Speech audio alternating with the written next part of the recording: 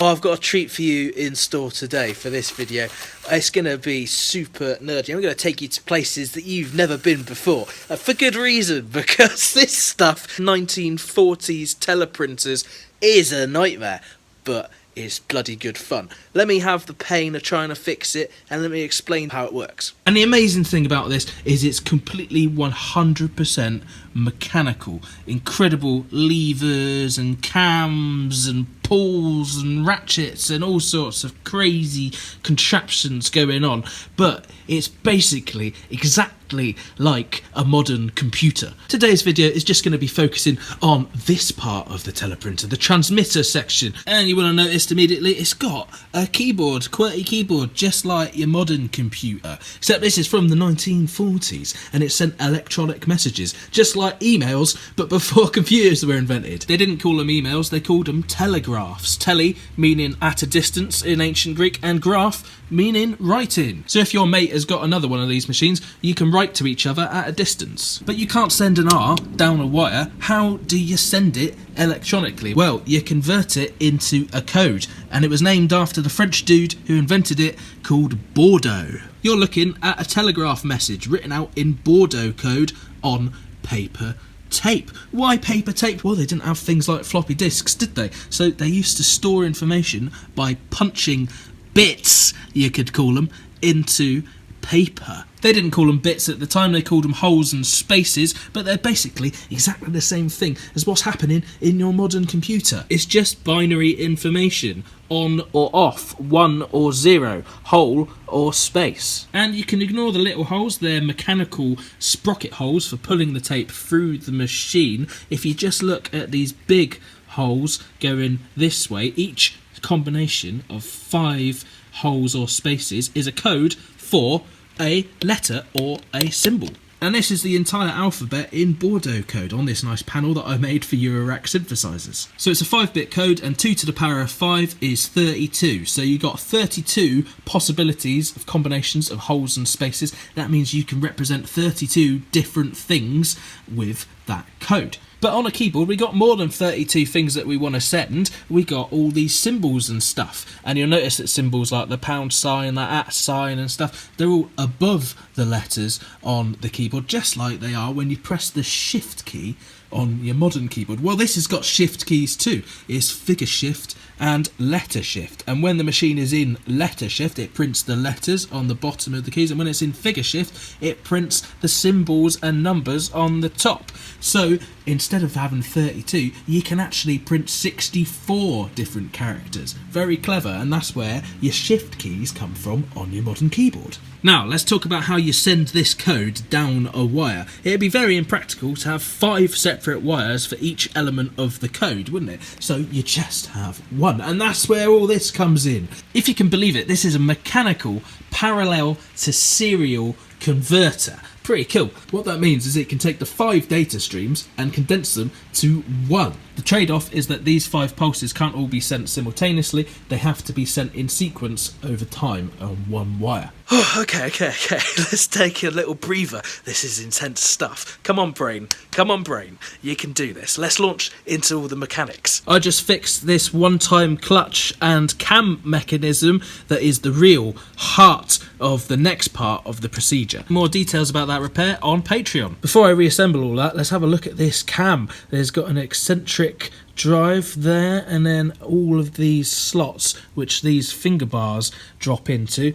You can see as it rotates around, they can go up and down into these little holes. And here it all is reassembled. The cam that spins around here sorts out all of the timing and stuff for all of the rest of the mechanisms. That is driven off of a motor, which is over there. This one here runs at 3,000 revolutions per second, and it engages with the transmitter section through this bit, which spins around. That spins this around, which engages through a worm gear with this drive shaft, comes back here, spins this, which spins this, which spins the camshaft round in here. Now at the moment the cam is in the part of its sequence where it's disengaged from the motor drive, so I can turn this around and it ain't doing nothing. That all changes when I press a key.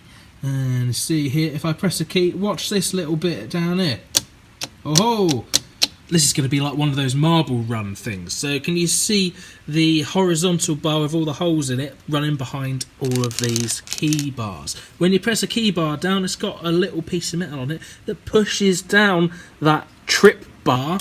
It moves at the pivot point there. The bell crank that goes through to the link at the back that connects to the bottom of the pull abutment, which is this little bad boy flapping up and down at the top here. And what that does is releases the cam to rotate around. At the same time as releasing the pull abutment with the key press, you also press down the key bar into these combination bars running across the top here.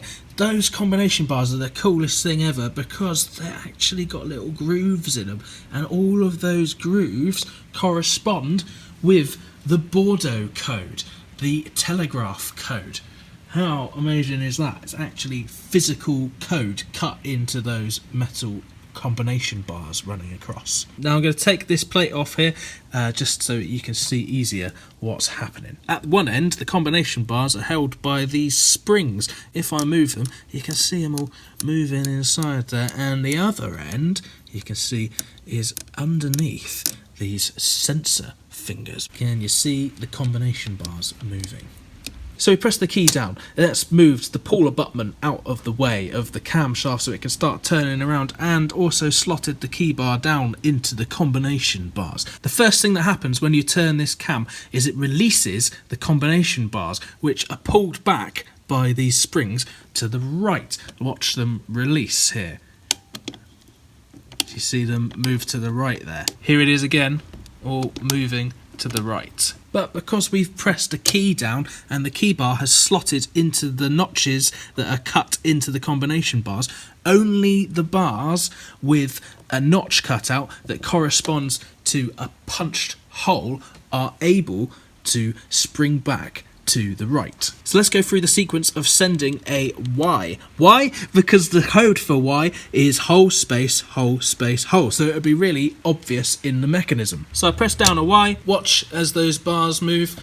The second and fourth one stay where they are, and the other three are allowed to move across. Aha! That is the letter Y in Baudot code translated to left and right positions of the combination bars. Now we get to the sensor fingers. Ooh! You'll notice that there are 6 of these fingers and we have a 5-bit code. That's because immediately before and after the code you also have a start and stop signal. But we won't worry about that right now. You can ignore this first sensor finger. Okay, so the combination bars are being released and the cam is turning around, and you'll see the sensor fingers here each have this little bit which engages with its own track on the cam, and sequentially there's a little hole in the cam that allows each one of these to fall down one after each other, but they can only fall down if the combination bar has been moved to the right and allows it space to. So let's see that in action. Combination bars move across. Then the first finger is allowed to fall down by the cam, and because the combination bar has moved over, it's gone down. And the next one tries to, but it can't because the combination bar is still on the left, and then this one can, and the next one can't, and the next one can. Ooh. Then at the end of the sequence you can see the cam coming around and it butts up against the pull abutment plate again, disengages the clutch, and at the same time pulls all of the combination bars over so that they are prepared, ready for the next key press. Bloody brilliant, isn't it?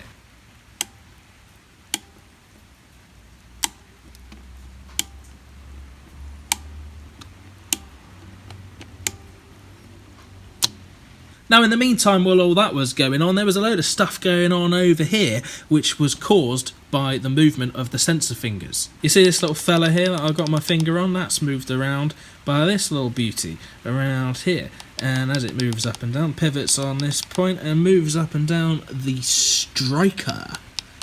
Now you see that the sensor fingers here pivot at this point, so they move up and down, and the bottom bit here pushes this bit which goes through and moves the striker either to the left or the right. Let me show you.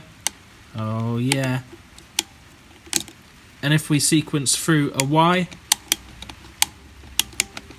this is the up and down of the striker, and the sensor fingers control the left to right of the striker. Now this little thing that I'm moving around is called the transmitter tongue, and it's basically part of a switch. So there's a contact here, and there's a contact here, and it can switch between them and goes out to a common terminal. The striker's job is to move that transmitter tongue either to the left contact or the right contact. And it does that in its movement up and down and left to right, pushing on the top pointy knife edge. I've typed a Y, and now we can go through and see the sensor fingers relationship to the striker and transmitter tongue.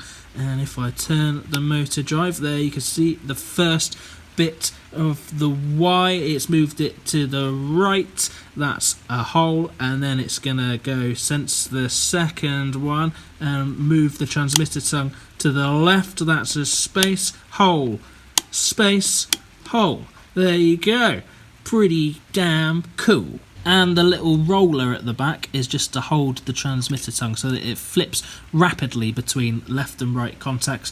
That prevents some switch bounce and noise. And so we've gone from the 5 parts of the Baudot code cut into these combination bars to sending that out sequentially, serially, through this switch down here. Bloody clever, innit? That then goes all the way down a wire to another teleprinter and its receiver section, which is basically that in reverse. Pretty amazing, but we'll get to that another time. Of course, with the motor running at 3,000 revolutions per minute, all of that happens in the blink of an eye, which means that all of these things have got to be maintained and oiled pretty well, because they can quite easily tear themselves apart, which just adds to the fun and excitement, doesn't it? If you're still watching, I guess you enjoyed the video, so if you want some more of them, then I need more time to make them, and so please do subscribe to the Patreon, which is linked below, and you get plenty of bang for your buck on there anyway. There's loads of bonus videos that are just on there, not on the public YouTube. Let me know what you thought of the video in the comments, and if you have any advice for me, feel free to leave it down there as well. Always happy to learn from people more knowledgeable than me. See you later. Oh, and there's plenty more videos of me messing around with teletypewriters. You can find all those in the teletype playlist linked here.